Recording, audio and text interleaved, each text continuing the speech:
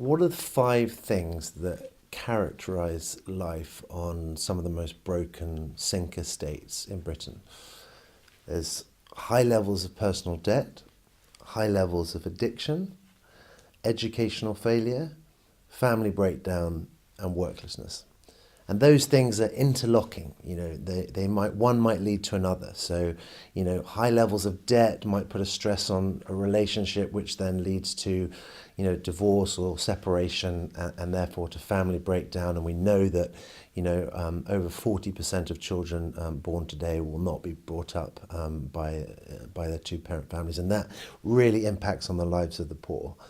Another situation would be, worklessness, and not being able to find a job, and the way that that's generationally passed down like a bad habit.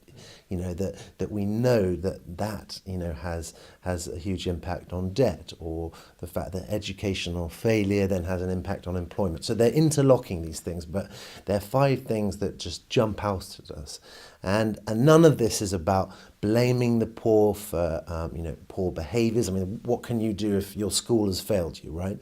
And this isn't also about just always blaming the state for its failure. So it's much more complex than that, and we wouldn't want to get in the business of this kind of culpability game. But we do need to describe life as we find it and as we see it, and as the research and what it's telling us about these key drivers of poverty in the UK.